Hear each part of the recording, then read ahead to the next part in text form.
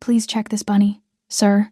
The 6-year-old daughter of the housekeeper, little Emma, whispered softly, and placed a worn gray stuffed rabbit into the open palm of Mafia Boss Lorenzo De Luca, in the middle of the memorial service, marking 3 years since the death of his wife and daughter. Lorenzo's face went pale when he recognized it as one of the twin rabbits his late wife Isabella had personally given to Lily and Emma before the day the tragedy took place.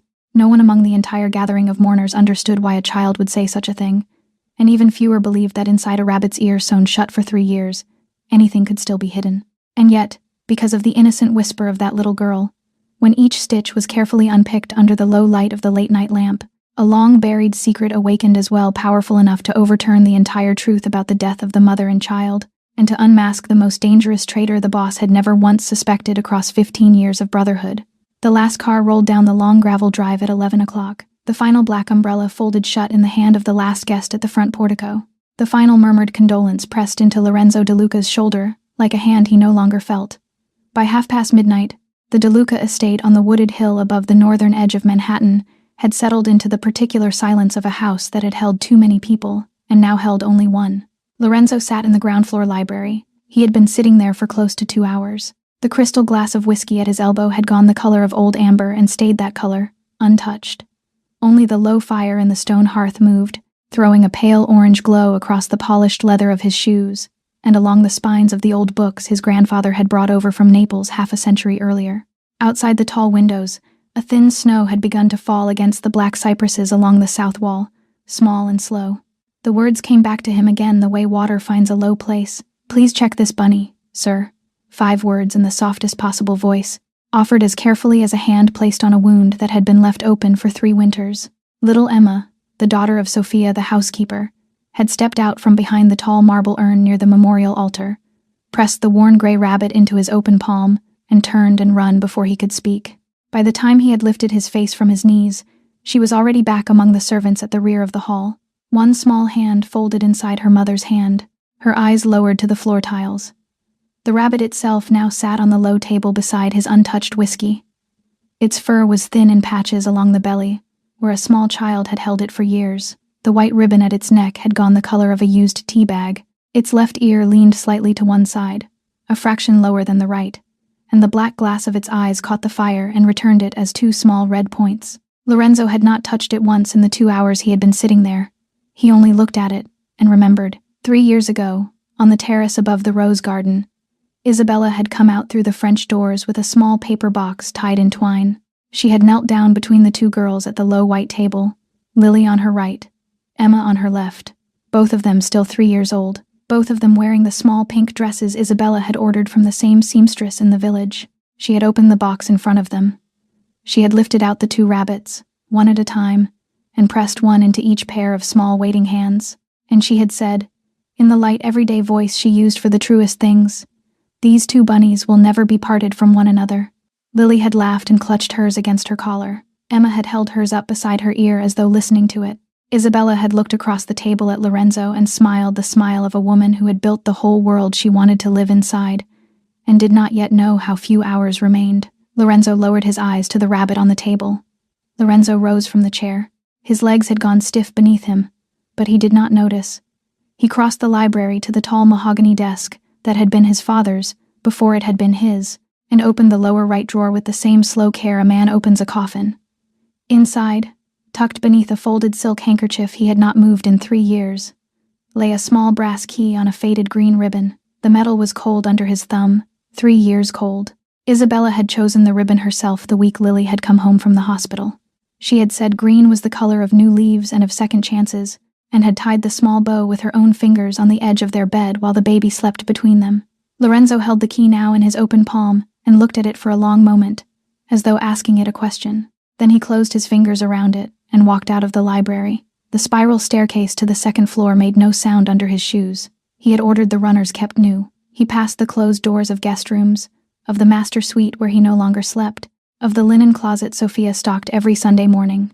He stopped at the last door at the end of the east corridor. The dried rose wreath still hung on the brass handle. He had put it there himself on the day after the funeral, with hands that had not yet learned the tremor they would keep for a full year afterward. 3 winters had bleached the petals almost white. The small paper card at the center still read, in Isabella's careful handwriting, For our little one. Nobody had touched it. Nobody had been allowed to. He fitted the key into the lock and turned it. The hinges gave a small, dry sigh, the sound of a room exhaling for the first time in 36 months. Lorenzo stepped inside and pushed the door closed softly behind him. The air had not moved in 3 years. It smelled of the old scent of the small bar of lavender soap Isabella had kept in a china dish on the dresser, of paper dust from Lily's picture books, and of something else Lorenzo could not name and did not want to name. Dust lay thick as fallen snow on every surface, on the round rag rug in the middle of the floor, on the small painted chair beside the low bookshelf, on the white sill of the window where a single dead moth rested with its wings still folded. The small bed with the pink bow tied to the headboard sat exactly as it had been left. The tulle skirt of the birthday dress hung on a padded wooden hanger by the window, its white lace edging yellowed only slightly along the hem. A pair of small buckle shoes waited on the rug beneath it, pointed toward the door as though their owner had only stepped out for a moment and would come back to slip them on. On the pillow, propped against the headboard the way a child arranges a companion for the night, sat the gray stuffed rabbit that had belonged to Lily. Its left ear leaned slightly to one side. Its black glass eyes looked toward the door. Lorenzo moved through the room the way a man moves through a chapel. He did not dare breathe deeply. He did not dare disturb a single grain of dust. Lorenzo crossed the last small distance to the bed. He lowered himself onto one knee beside it. He lifted the gray rabbit off the pillow with both hands the way a man lifts something that has been asleep for a long time, and he pressed it against the center of his chest. For a long moment he did not move. The soft fur smelled faintly of lavender from the dish on the dresser and, underneath that, of something warmer, of the small warm body of a 4-year-old girl who had held it every night for the last month of her life. The memory of that particular warmth rose up through the fabric of the shirt at his ribs, and Lorenzo closed his eyes against it. He remembered now, more clearly than he had remembered anything in 3 years. 2 months before Lily's birthday, Isabella had driven herself down into Little Italy on a Tuesday morning. She had come home with a small paper receipt tucked into the pocket of her coat, and a light in her face he had almost forgotten she was capable of. She had knelt on the floor of their bedroom that night with an old shoebox open in front of her, and had shown him a small sketch on the back of a napkin from the workshop on Mulberry Street. 2 rabbits, she had said, exactly the same. Same gray, same long ears, same white ribbon at the throat. She wanted Lily and Emma, who were both 3 years old, and who followed each other around the estate the way 2 small sisters follow each other, to have keepsakes that no one could ever tell apart. She wanted the 2 little girls, whatever else the world might one day put between them, to hold something identical in their arms at night. The old tailor on Mulberry Street had made both rabbits by hand in his shop through the whole of that January. Isabella had gone back twice to check on the work. She had brought them home in the last week of February, wrapped in tissue paper inside the same paper box that had appeared at the birthday table 2 months later. Lorenzo opened his eyes. He rose from the floor. He pressed the small internal telephone on the wall beside the door of the room. 2 short rings. Sophia answered on the second. Her voice was still soft with the tiredness of the long day. He asked her to come to the 2nd floor. He asked her to bring Emma's rabbit. He did not explain. 4 minutes later, Sophia stopped at the doorway of the room. She had put a plain black cardigan over her house dress. She held Emma's gray rabbit against her forearm with both hands. It was the first time she had crossed the threshold of Lily's room in the 14 months she had worked in the DeLuca house. She did not step forward. She only stood in the frame of the door, her eyes low, waiting for permission. Lorenzo lifted his hand and asked her to come in. She came in. She laid Emma's rabbit down on the pink coverlet of the bed beside Lily's rabbit, and stepped back 1 small step, and folded her hands in front of her apron. The 2 gray rabbits lay side by side, the same pale gray, the same long soft ears, the same small white ribbon at each throat, identical, as Isabella had wanted them to be. Lorenzo bent his head lower. His fingertip found the left ear of Lily's rabbit and stopped there. Under the pale yellow light of the small bedside lamp, Lorenzo bent lower over the pink coverlet. He turned Lily's rabbit gently onto its side and lifted the left ear between his thumb and his forefinger. Then he did the same to Emma's rabbit. He held the 2 ears together in the light. At first sight, the 2 seams looked the same gray fabric, the same length of stitching along the inside fold. But under the lamp, the difference began to show itself the way a small crack in a plate shows only when the light comes from a certain angle. On Emma's rabbit, the seam ran in a neat continuous line, the small mechanical stitches of a sewing machine tucked into the fabric so precisely that a fingertip could barely feel them. On Lily's rabbit, the seam along the same ear was uneven. The stitches were larger, spaced by hand, some closer together than others. The thread was slightly darker, chosen in a hurry to match rather than to be identical. The whole seam had the small, quiet irregularity of a hand that had worked at speed. in low light, at an hour of the night when nobody else in the house was awake. Only one person in this house had ever mended Lily's toys by hand. Only one person had ever refused to hand the small rips and worn seams to the seamstress in the village or to the elderly woman who came up on Thursdays to help with the linen. Isabella had done it herself, sitting cross-legged on the rug at the foot of Lily's bed, with a small tin sewing box on her knee, humming under her breath, the child asleep already beside her. Lorenzo had watched her do it 100 times. His breath went shallow. He straightened. He did not lift his eyes to Sophia, who was still standing quietly by the door, with her hands folded in front of her apron. He only said, very softly, that she should take Emma's rabbit back to her, and that she should go to bed now, and that she should not mention this room, or this hour, or this small errand, to anyone. Not to Emma, not to any of the other staff, not tomorrow morning, not next week. Sophia nodded once. She did not ask. She lifted Emma's rabbit off the coverlet, drew her cardigan tighter around herself, and slipped out. Lorenzo waited until her footsteps had disappeared down the corridor. Then he lifted Lily's rabbit off the bed with both hands and carried it down the stairs. His office on the ground floor sat at the far end of the west wing. He unlocked the door and stepped inside and locked it again behind him. He drew the heavy velvet curtains across the tall windows. He switched off the ceiling lights, and the sconces along the bookcases, and the small green lamp beside the reading chair. He left only the single brass desk lamp burning, its light narrow and low on the leather blotter. He sat down. He laid the rabbit on the blotter under the yellow circle of the lamp. He opened the shallow drawer of small tools at his right hand and took out a paper knife with a fine steel edge. He began to unpick the stitches, one by one, working slowly the way a surgeon works on the last hour of a long night.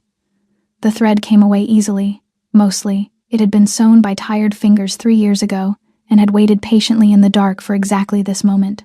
Beneath the loosened seam, his fingertip pressed into old cotton stuffing and touched, folded deep inside, a small flat packet wrapped in waterproof plastic.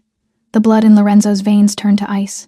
Lorenzo held the small packet under the yellow circle of the lamp with both hands. The plastic had been folded around its contents with the careful patience of a woman who had known that whatever she was hiding might have to survive years of dust and silence. He worked the folds open one at a time with the tip of the paper knife.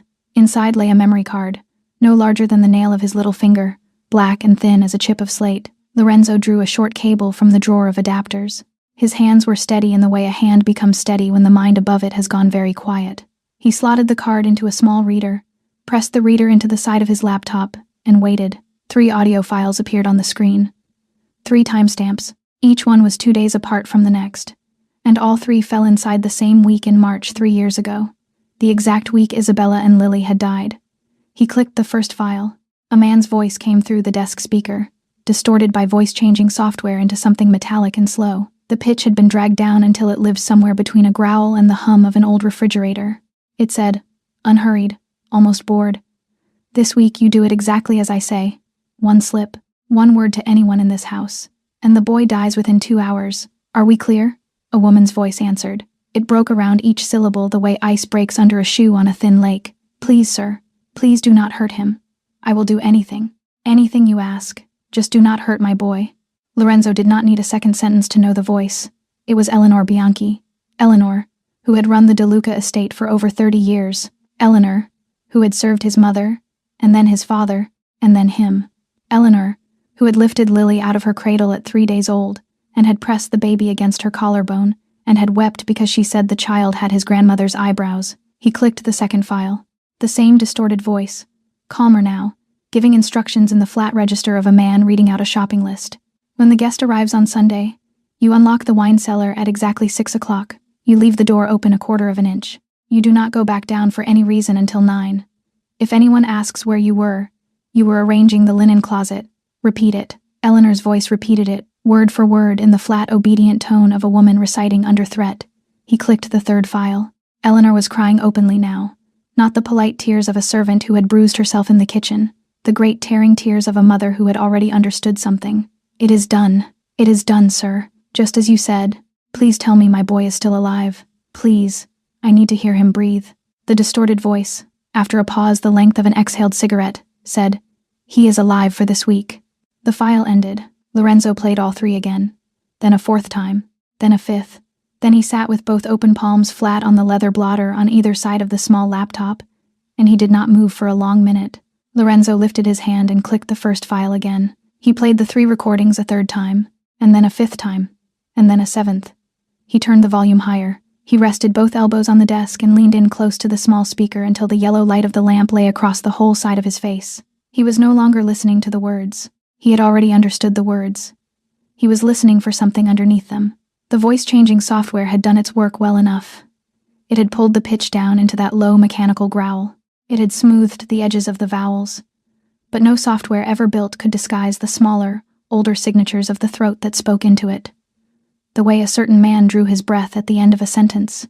The way his tongue rested for half a beat on the letter S whenever he was pleased with himself. The small, dry catch he made in his throat when he laughed on the inside without laughing on the outside. Lorenzo had known those signatures for 15 years. He had known them from the small round table in the back of the Little Italy restaurant where a lean young man of 25 had leaned across the wine and asked him for the smallest job in the family. He had known them from the long car rides between the estate and the Brooklyn ports, from the late nights in this very office over cold coffee and folded shipping manifests. He had known them from 1,000 dinners at the head of 1,000 tables. He had known them from the graveside 3 years ago, from the whispered brother, "I am here," pressed into his shoulder while his knees would not hold him upright. It was not the Bianchi family. It had never been the Bianchi family. It was Vincent Romano. Vincent, who had come to work for him when Lorenzo was 23 years old and had just buried his own father and had been trying to learn how to sit at the head of a table. Vincent, who had held Lily as a baby and had wept openly at her christening. Vincent, who had stood at Lorenzo's left shoulder at the double funeral, in a black suit ironed with such care that the trouser creases had looked cut from stone. Vincent, who for 3 years had knelt beside the twin graves every Sunday morning with a small bundle of white roses folded in the crook of his elbow, and had laid one bundle across each marker with his own hand.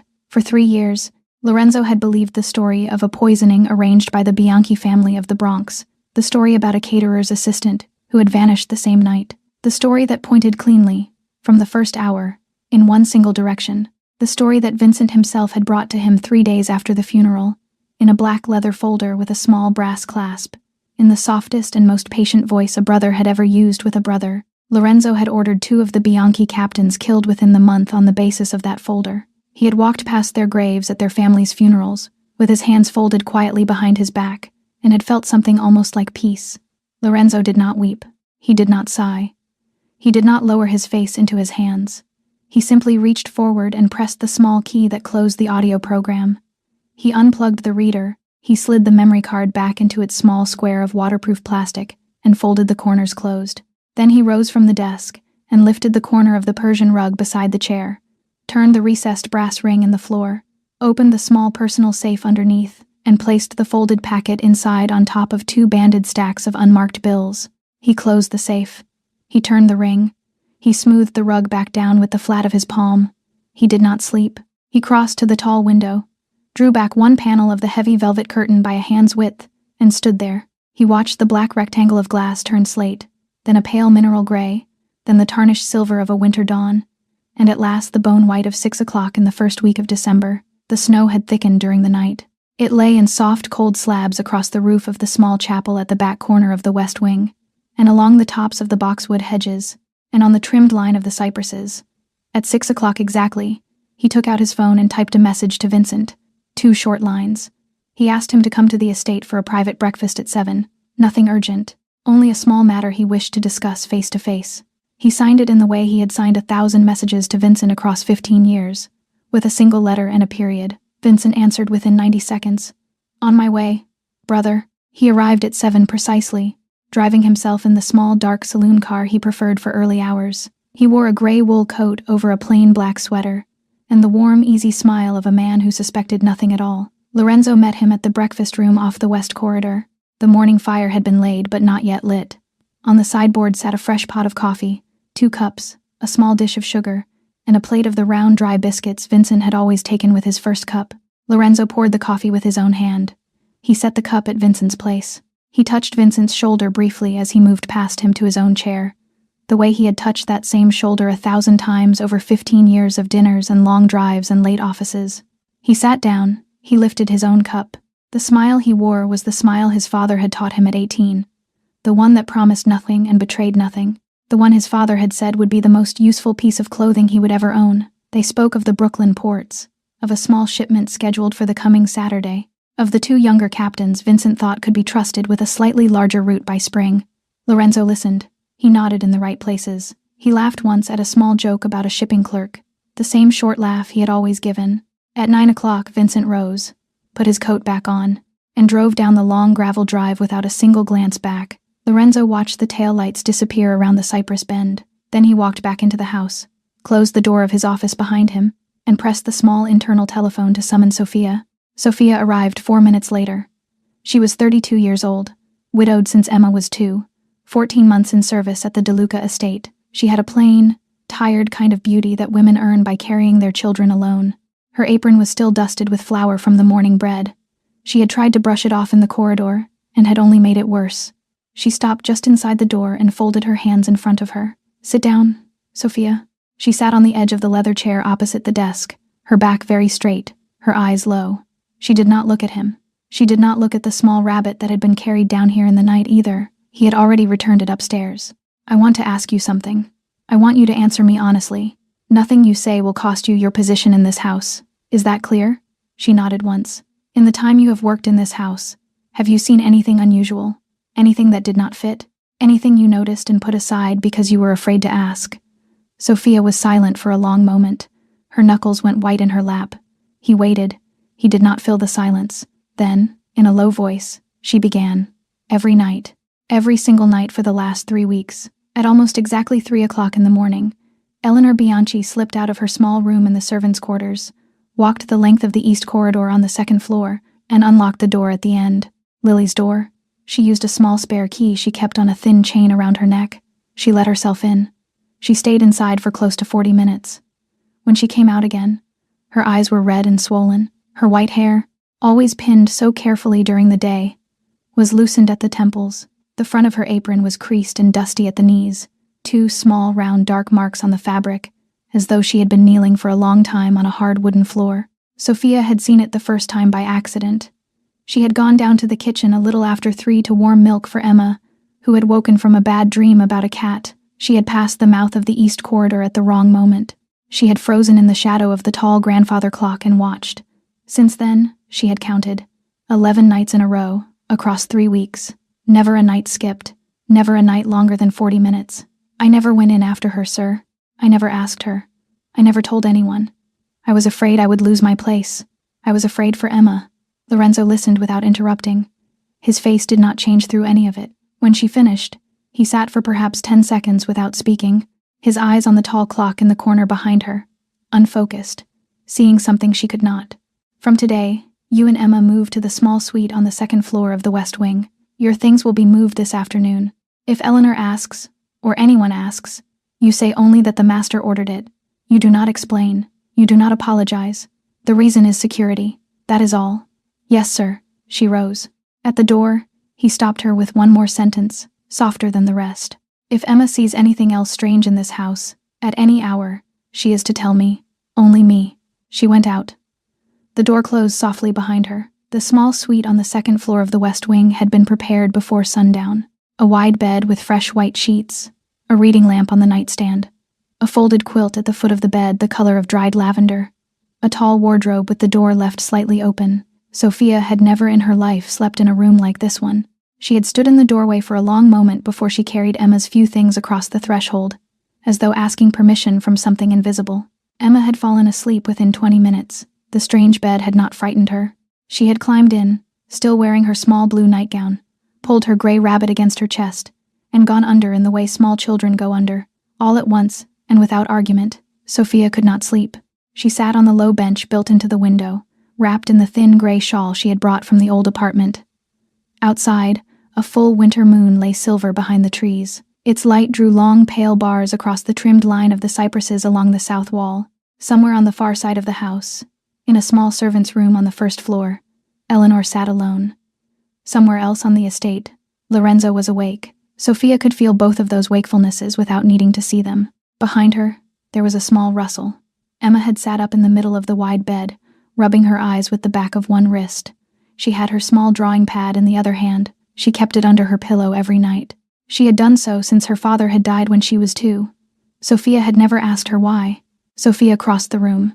She sat on the edge of the bed and lifted Emma into her lap. The child's small, warm head rested against the hollow of her collarbone. "Mama." "Yes, piccola."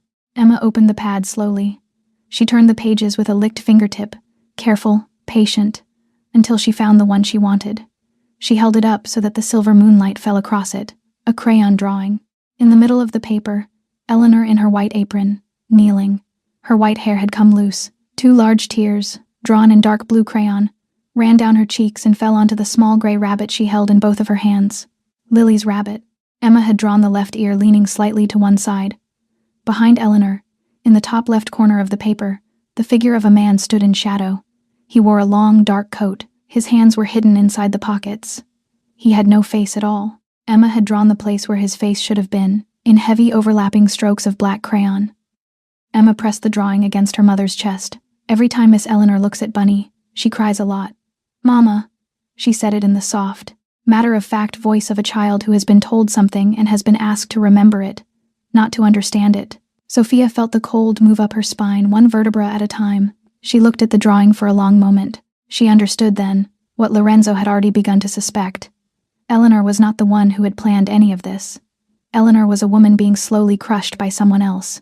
At 9 o'clock the following morning, Lorenzo pressed the internal telephone from his desk and asked, in the same even tone he used to ask for coffee, that Eleanor Bianchi come to the office. She arrived within 3 minutes. She was 62 years old. Her white hair was pinned into the same low knot she had worn every day for as long as he could remember. Her starched apron still carried the faint, good smell of that morning's bread, warm and yeasty and clean. She stopped just inside the door and inclined her head in the small, formal bow of a woman who had served 2 generations of DeLuca masters, and who did not know she had come here to be broken. "Sir." Lorenzo did not invite her to sit. He said nothing at all. He simply reached into the shallow drawer of his desk, drew out a small black audio player, and slid it to the center of the leather blotter between them. He turned it so the small red light on its face pointed toward her. For a moment, Eleanor did not react. Her eyes found the device. She looked at it as one looks at a photograph of a room one had hoped never to enter again. Then her face came apart in layers.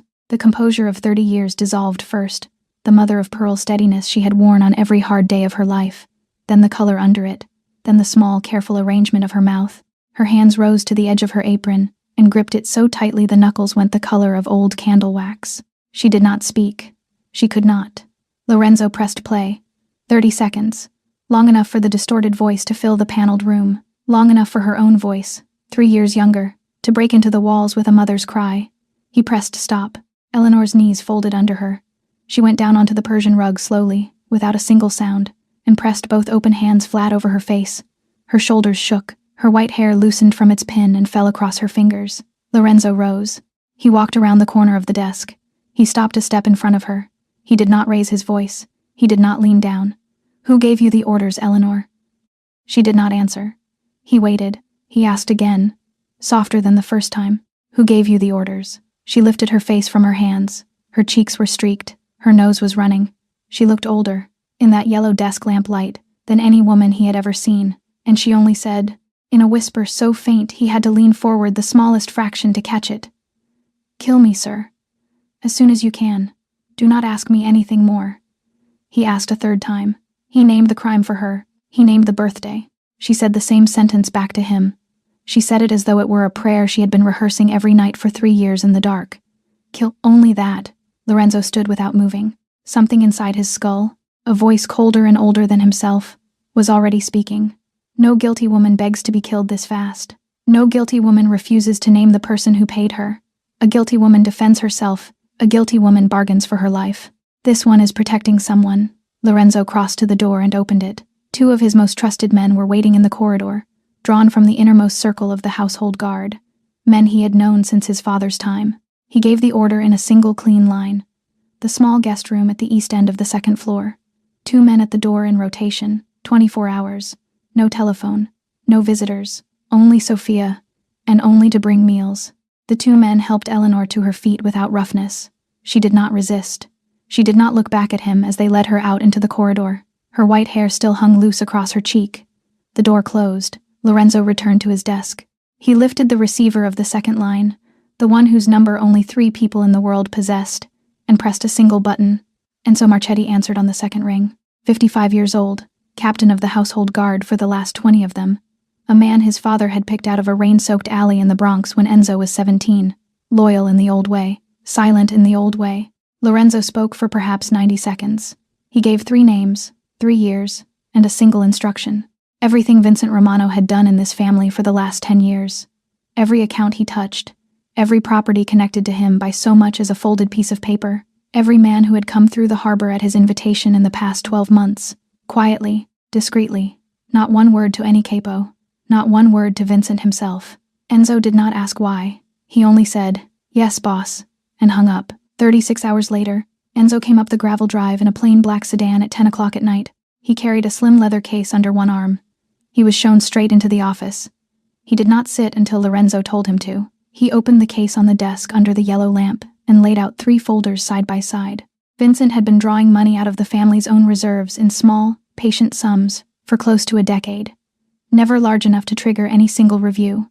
Always routed through the same 4 shell companies, incorporated in the Cayman Islands under nominee directors whose real names had taken Enzo's men most of a day to unwind. The total, once assembled, was greater than Lorenzo would have believed a single hand could siphon undetected from a family this old. One of the shells owned a piece of property outright, a 4-story warehouse on the water at Red Hook, in the abandoned industrial belt at the south end of Brooklyn, reinforced steel doors, camera coverage on every face, purchased through a chain of 4 resales beginning 11 years ago, when Vincent had first been promoted to the inner circle.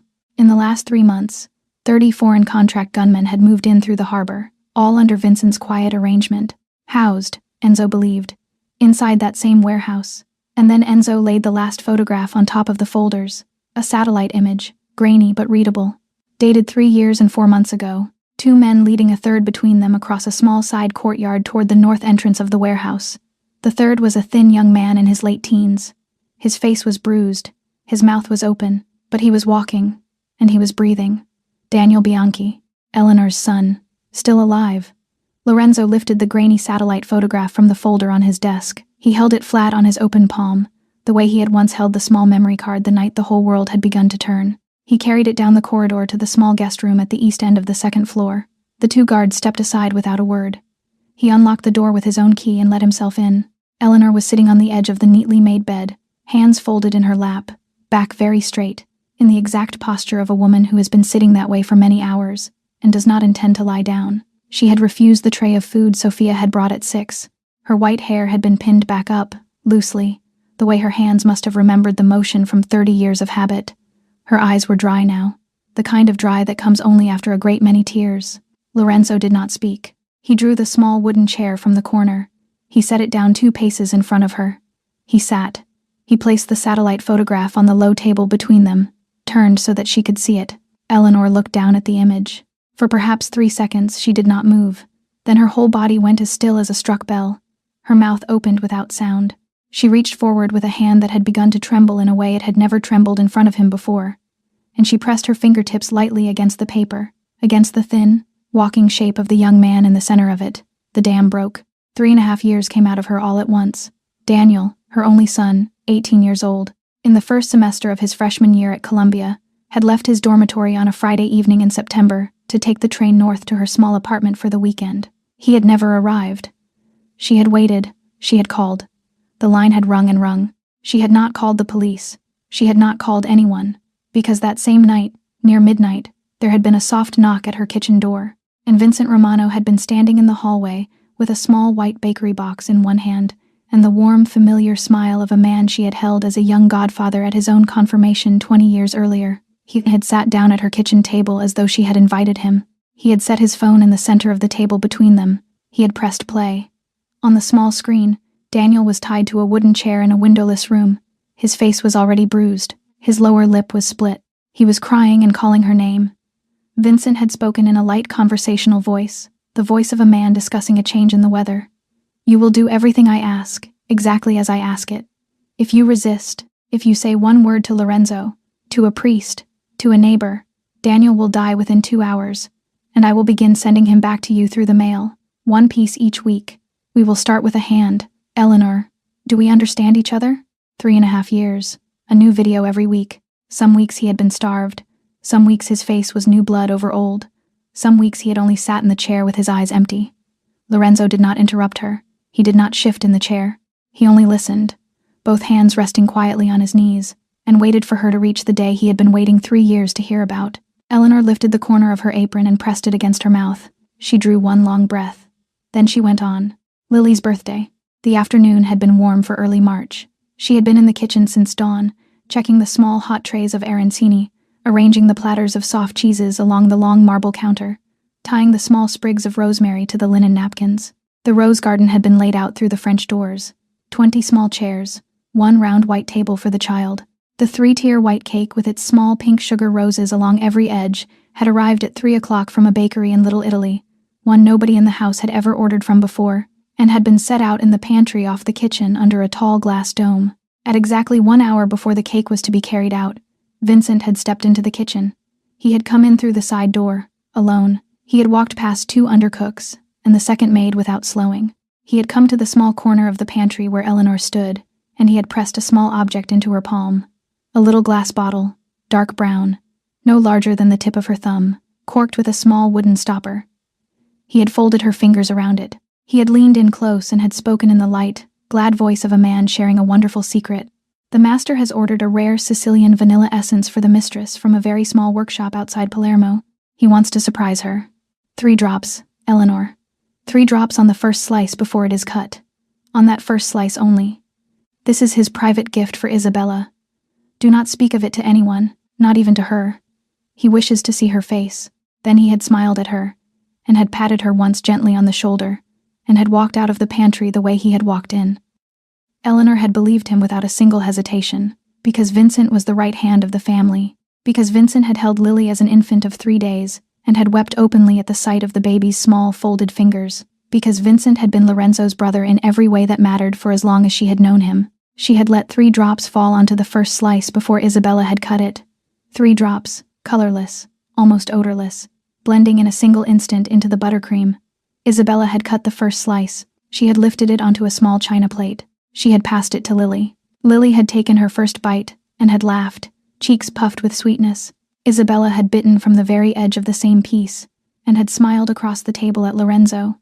3 hours later, both of them had been on the parlor floor, shaking, foam at the corners of their mouths. 6 hours later, both had stopped breathing in the private wing of the DeLuca family hospital in Midtown. Eleanor had wanted to scream. She had wanted to walk out onto the highway and step in front of the first car. But somewhere in the world, Daniel had still been breathing in the hands of the man who had just used her hands to kill a mother and a child. Lorenzo walked back down the corridor and locked himself into his office. He did not sit at the desk. He stood at the tall window with his back to the room, watching the winter light lie flat across the gravel drive, and he began to reassemble the afternoon of Lily's 3rd birthday piece by piece, the way a man reassembles a broken watch. Vincent had been the one to suggest the rose garden instead of the Great Hall. A child should have the sky above her, brother, not a chandelier. Lorenzo had thought at the time it was the sentimental instinct of a man who had grown up in a small village outside Naples and had never quite let go of the smell of open air. Now he understood. The rose garden had a service path around the back. A man carrying a covered tray could enter it from the kitchen without passing a single guard on the north or east perimeter. Vincent had been the one to call the bakery, a small shop on Mulberry Street run by a family, he had said, that he had known since he was a boy. Nobody at the estate had ever ordered from them before. Nobody at the estate had ever ordered from them again. Vincent had carried the cake out himself.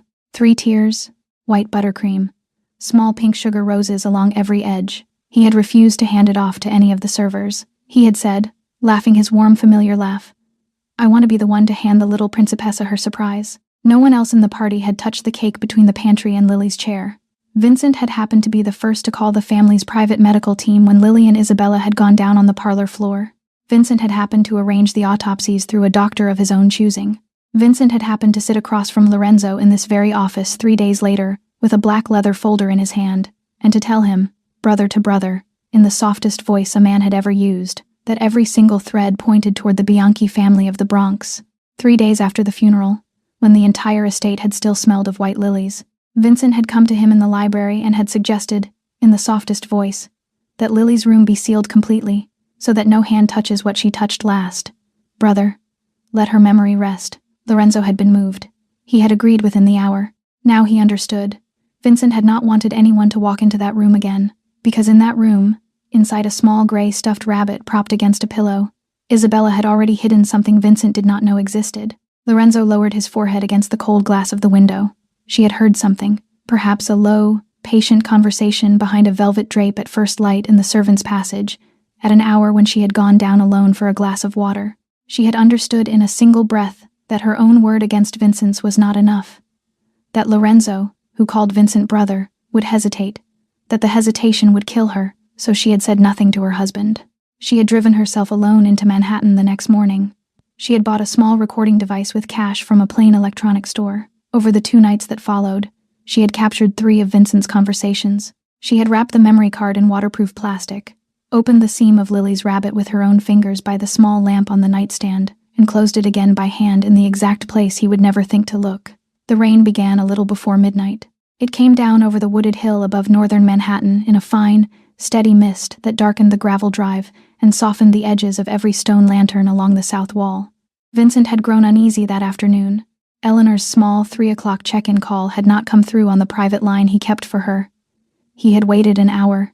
He had waited 2. He had made a single quiet phone call from a payphone at a service station on the Parkway, and by 6 o'clock in the evening, he had understood enough to move. At 2:15 in the morning, 2 men in gray-blue coveralls stepped out of a plain gray van and let themselves through the side door at the far north end of the service block. The coveralls carried the small stitched logo of the estate's maintenance contractor. The access card in the older man's hand was clean and worked on the first try. Inside, they moved down the servants' corridor without hurry to the small guest room at the east end of the second floor. The 2 guards who should have been outside that door were no longer at their posts. Word had been left that they had been moved to another position an hour earlier by someone with the standing to reroute the interior watch without triggering a single alarm. They opened the door. Eleanor was already sitting up in the small chair by the window, fully dressed, as though she had been expecting them. She did not scream. She only rose. They bound her wrists in front of her with a plastic tie. They walked her back down the corridor, down the servants' stair, and out through the same side door. They pushed her into the back of the van and drove out through the north gate without headlights. Sophia had seen it from the low bench built into the window of her small suite on the second floor of the West Wing. Not the men themselves. The coveralls. She had lived in this house for 14 months.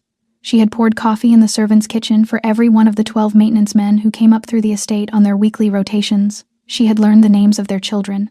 Neither of these 2 men, walking beside a small, hunched, white-haired figure across the wet gravel, was among the 12. She crossed the room in stocking feet and knelt beside the wide bed. She woke Emma with a hand on her small shoulder. She pressed the folded slip of paper into the child's palm, the one Lorenzo had given her the day she had moved rooms, with 3 telephone numbers written in his own hand. She told Emma, in the soft, calm voice mothers use when they have very little time, to lock the door from the inside as soon as she left, and not to open it for anyone but her. Emma nodded. She did not ask a single question. Sophia went out the front gate on foot, walking as though on the way to an early shift. She called a taxi from the small stand 200 meters down the road. She told the driver to follow the gray van 3 cars back at steady speed. She would pay double. The gray van dropped down toward the abandoned industrial belt on the east side of the Hudson. It turned into the mouth of a service alley between 2 rows of derelict warehouses. Sophia paid the driver, stepped out into the rain, and flattened herself into the shadow of a steel dumpster at the corner.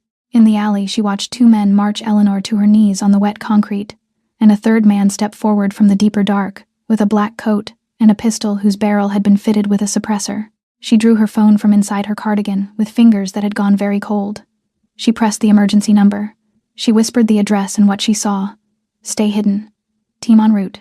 4 minutes. 4 minutes was too long. The man in the black coat had already lifted the pistol. He stepped in behind Eleanor and pressed the tip of the suppressor against the base of her skull, adjusting his grip the small, careful way a man adjusts a tool before the last motion. Sophia's hand closed on a broken piece of red brick, lying at the base of the dumpster. She rose from the shadow.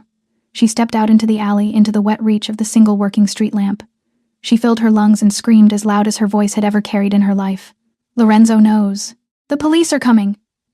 At the same moment she threw the brick. It struck the closest guard high on the shoulder. He staggered a half step to the side. The pistol jerked away from Eleanor's head.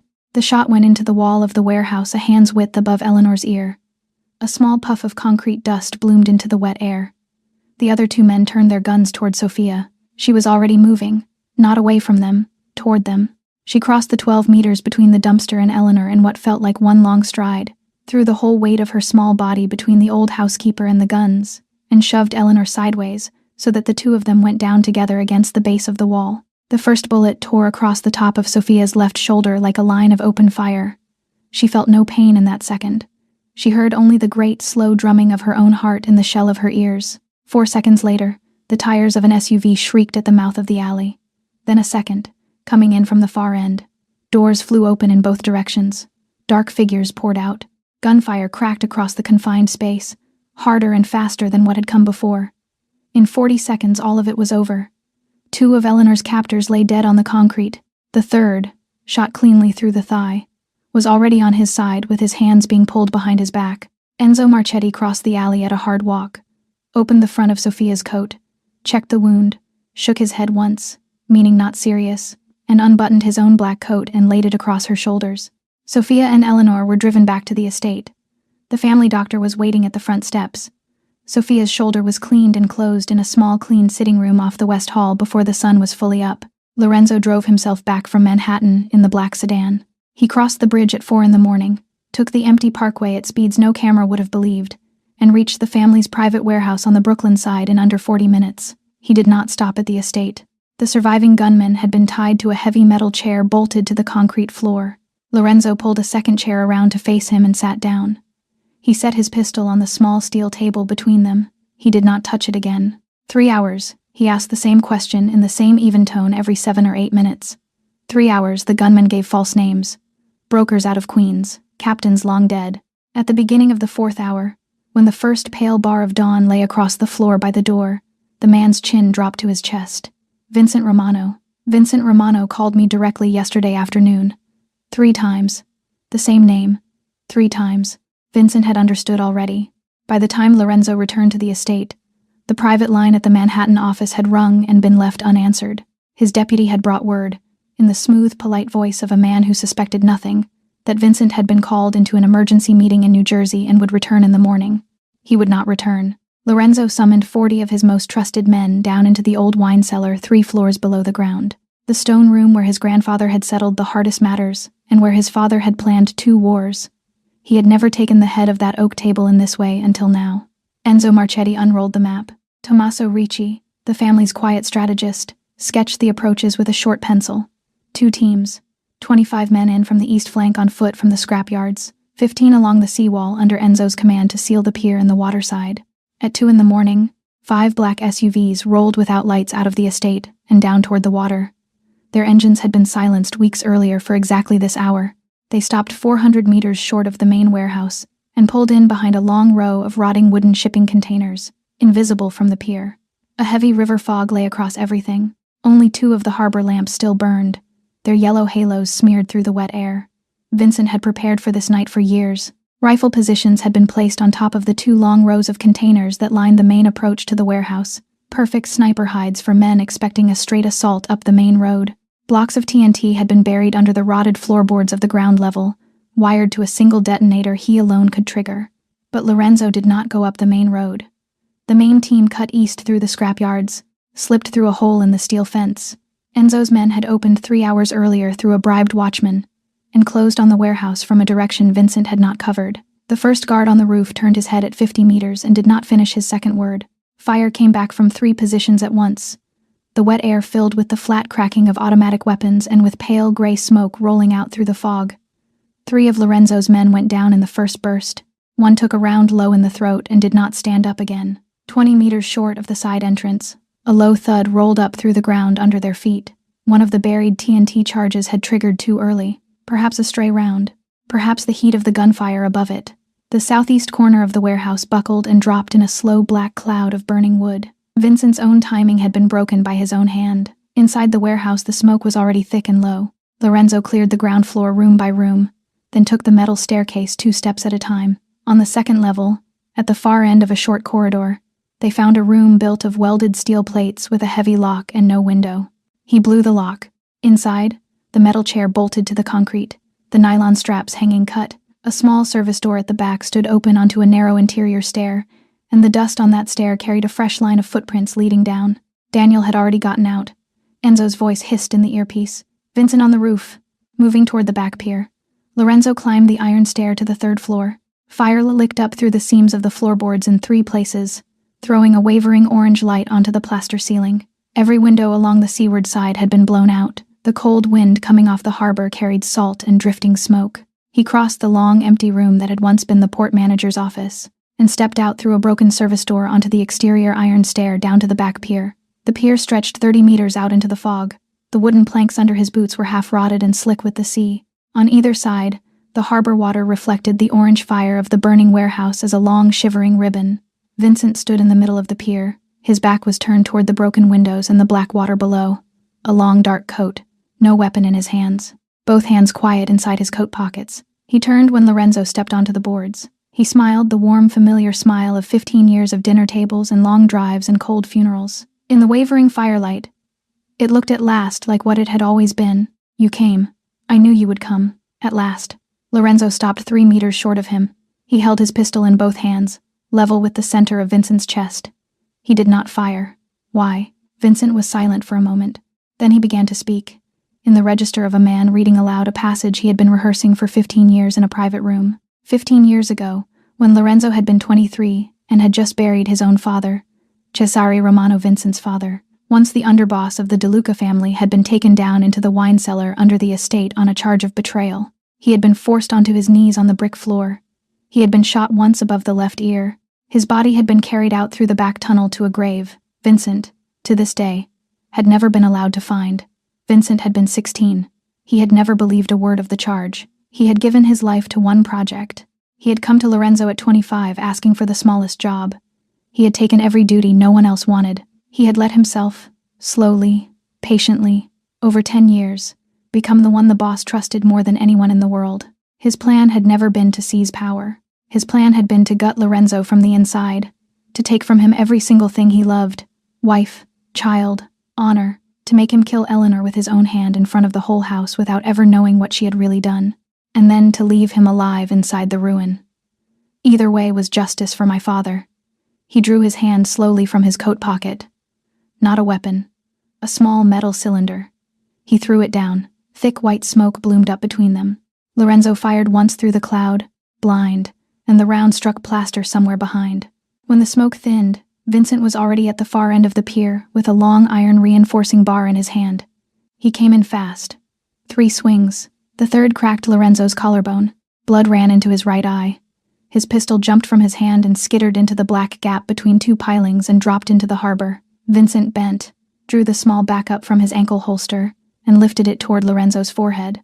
From the broken shadow of a wooden container behind them, Daniel skinned the color of paper, one leg dragging through the whole light weight of his body against Vincent's back.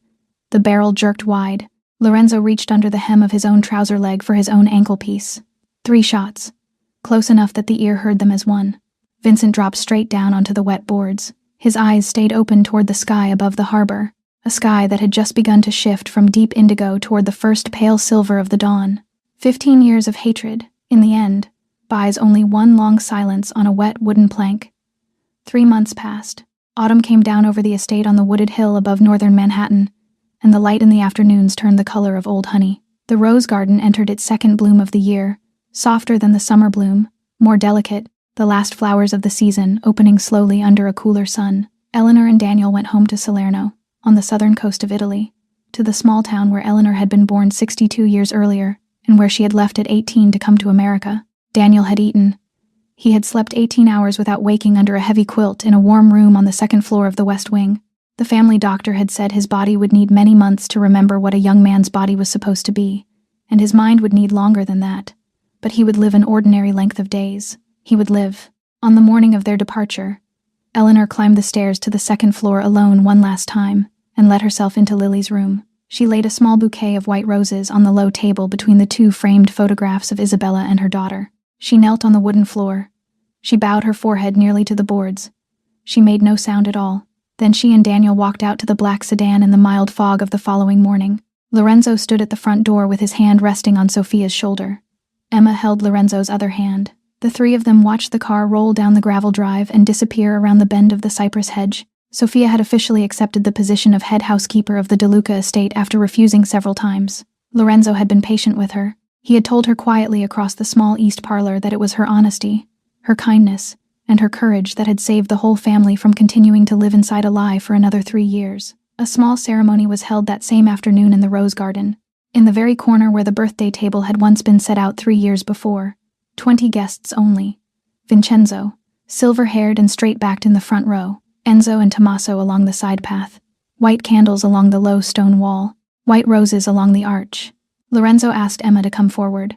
She wore a pale yellow dress her mother had chosen. He knelt on one knee in front of the little girl so that his eyes were level with hers, and placed a small velvet box into her small hands. Inside was a golden heart pendant on a fine chain, an exact copy of the one Lily had worn. From today you are my daughter. Not to replace Lily, not to erase Lily, only to stand beside Lily in my heart. Emma fastened the chain around her own neck. Then she reached both arms up and held him around the neck. Sophia stood behind them with one hand pressed against her mouth, weeping without a sound.